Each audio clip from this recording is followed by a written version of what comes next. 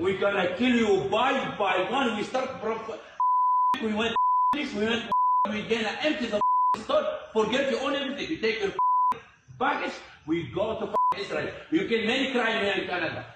You. Lors de cet événement, il y avait une manifestation sur Sherbrooke qui coïncide en temps avec ça. Donc, si des manifestants vont agir comme ça, c'est que c'est très dangereux pour tout le monde. Alexandre Lavoie pour Urban News et je me trouve présentement à Montréal. Et aujourd'hui, j'ai une histoire très choquante. Je ne sais pas si vous vous rappelez, vendredi dernier, lorsque plusieurs étudiants avec d'autres personnes ont pris la rue et ont non seulement brûlé des automobiles, ont attaqué des journalistes, ont causé du vandalisme, mais quelque chose d'autre est arrivé cette journée-là. Aujourd'hui, je parle avec quelqu'un que je vais garder la confidentialité pour ne pas avoir plus de représailles qu'il a déjà vécu. Donc, pouvez-vous un peu nous expliquer qu'est-ce qui s'est passé vendredi? On a été capable de voir sur les réseaux sociaux une vidéo d'un incident qui s'est passé dans votre business. Pouvez-vous nous dire qu'est-ce qui s'est passé?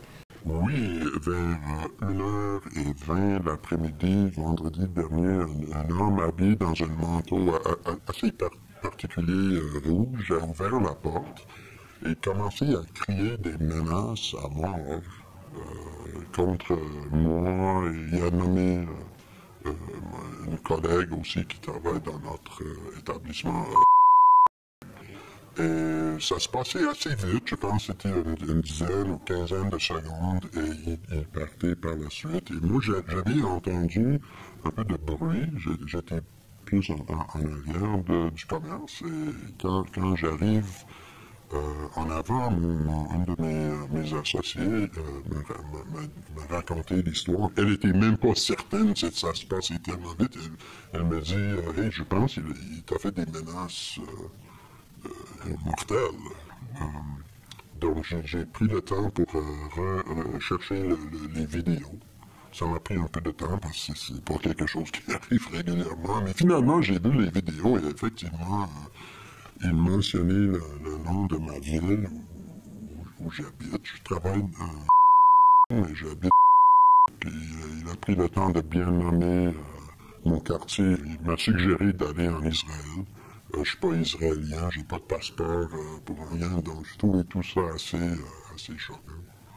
Je pense que sur les vidéos, on est capable de voir que c'est un homme d'origine soit maghrébine ou arabe. Selon l'accent, c'est ça que je pensais.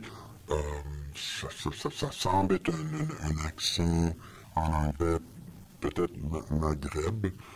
Je peux pas être certain. Ma raison de signaler cet événement, c'est juste que les gens savent que tout le monde est au courant de ce qui est en train de passer, parce que je suis sur le même coin de rue depuis très longtemps, puis c'est la première fois que quelque chose comme ça m'arrive dans ma ville.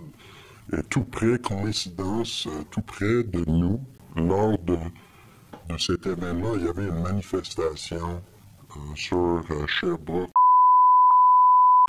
qui coïncide en temps avec ça. Donc, si des manifestants vont agir comme ça, c'est que c'est très dangereux pour tout le monde. Pouvez-vous nous dire, avez-vous déjà été vocal par rapport au conflit? Avez-vous déjà pris des positions politiques? Pourquoi pensez-vous qu'on vous aurait, vous, choisi pour des attaques comme ça? J'ai aucune idée. On n'est absolument pas actif sur le plan politique. On a nos réseaux sociaux qui sont strictement famille, amis, clients. On n'a aucun business dans les choses politiques comme ça. On peut avoir nos propres opinions personnelles, mais on n'est pas vocal. Et on pense que Montréal, c'est une des belles villes dans le monde où on devrait être capable de tout le monde vivre en paix ensemble. J'ai des clients de toute origine. Arabes, juifs, musulmans, on a tout le monde. C'est comme les Nations Unies ici. On s'est toujours bien entendu. Tout le monde est cool ensemble. Et ça, c'est tout d'un coup. Tout d'un coup, ça arrive comme c'est une alarme, à mon avis. qui n'a pas ça n'a aucune place à Montréal, mon opinion. Avez-vous des préoccupations? Parce que là, en ce moment, c'est pas juste votre établissement qui a été visé, mais votre endroit où vous vivez. Avez-vous des préoccupations? Oui, parce que quel est le lien de mentionner... On ne sait pas si c'est quelqu'un qui a été client dans le passé ou pas. On n'est pas capable de assez bien voir son visage. On ne sait pas, on laisse ça à la police. On est allé à la station de police. Comment a été justement là, votre relation avec la police lorsque vous leur avez demandé de l'aide? Bon, j'ai appelé 911 un peu après l'événement, parce que je n'avais pas appelé dans le moment et que c'était peut-être 30 minutes par la suite. Justement parce qu'il fallait que je regarde les vidéos. J'étais dans un état un peu de choc et ça m'a pris du temps pour retrouver les vidéos. Puis le monsieur sur le 911 semblait être moins inquiété. Le fait que la personne n'était plus là. On n'était pas menacé. Le gars quittait les lieux. Donc, il fallait que je me présente à une station de police le lendemain. Je pense que le policier a regardé le vidéo, puis il n'était pas tellement dérangé que peut-être le quartier où se trouvait cette station de police, ils ont tellement d'actions et tellement d'événements, peut-être qui sont plus dangereuses. J'ai aucune idée. Ils ne semblaient pas être tellement préoccupés par ça. Donc, on est allé à une autre station de police, dans un autre quartier, où ils ont ils ont ouvert le dossier. Ça a pris une couple de tentatives, mais je comprends qu'il y a beaucoup d'actions au centre-ville et peut-être qu'ils n'avaient pas tellement les moyens de prendre mon rapport dans le moment. On voit que depuis 14 mois, ces attaques-là ne font que augmenter. On a vu d'autres business qui ont été victimes, soit de vandalisme ou également des menaces. Qu'est-ce que vous pensez de ça, de l'action prise, non par la mairesse de Montréal, mais aussi par le service de police de Montréal? Trouvez-vous qu'ils en font assez pour la communauté juive? Bonne question. Comme j'ai dit, je ne suis pas tellement politique. J'étais à un événement, à une synagogue, il y a une couple de semaines. Et effectivement, il y avait des manifestants pro-palestiniens devant une synagogue. Mais la police était là. Je trouve qu'ils ont très bien fait lors de ce que moi j'avais vu, essayer de séparer les gens les uns des autres.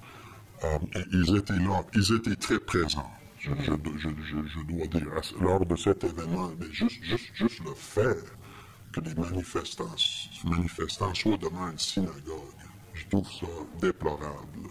Parce que c'est quoi le lien? On ne sait pas pourquoi j'entre dans une synagogue. On m'a attaqué, on m'a appelé un tueur de bébé quand je suis entré dans la synagogue. Hey, vous n'avez aucune idée pourquoi, peut-être je suis en deuil pour quelqu'un. Il y a plein de raisons pour qu'on puisse entrer dans une synagogue. C'est quoi le rapport? Moi, je ne manifesterai jamais devant une mosquée. C'est quoi le rapport ici? Je comprends quand c'est au centre-ville, tu veux manifester devant les portes de McGill, mais devant une synagogue, ça n'a pas sa place. C'est pas normal. Bien, vous mentionnez que justement, c'est la première fois depuis que vous êtes ici, en termes d'établissement, que vous savez soit des menaces contre vous. Justement, est-ce que vous avez des préoccupations que ça peut empirer dans le futur? Dans le dernier mois, les deux choses que j'ai vues, les manifestants devant une synagogue, et ces menaces de mort seulement 2 semaines par après, c'est très aberrant, c'est alarmant. Parce que où est-ce qu'on va avec ça? C'est quoi la prochaine étape? Si on fait la ligne, on trace la ligne, on attend une violence plus directe, physique? J'espère que non. On peut espérer que non. Je suis sûr que la police prends ça sérieusement, je présume.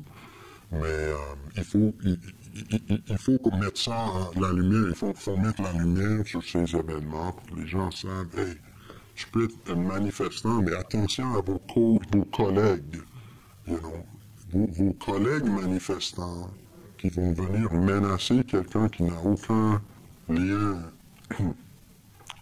C'est pas normal. Il faut garder les troupes en ordre ici.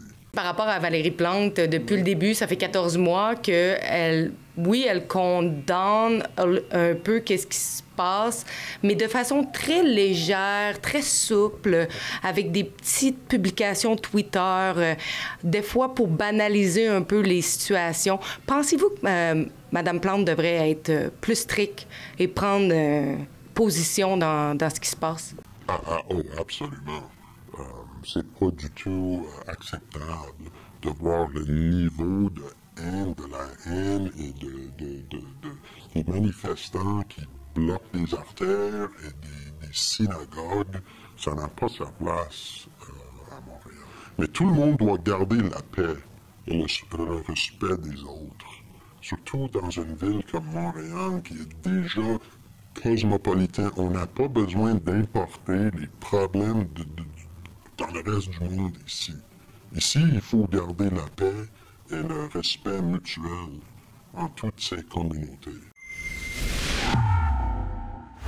À Rebelle News, nous croyons que les gens qui viennent ici au Canada, qui viennent ici sous des visas étudiants ou d'autres visas, qui sont ici temporairement et qu'ils sont dans les rues en train de glorifier des organismes terroristes ou causent du vandalisme, ou même vont aller agresser des gens, nous pensons que ces gens-là devraient avoir leur visa révoqué et qu'ils devraient être retournés dans leur pays.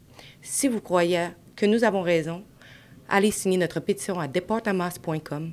Signez-la et partagez-la.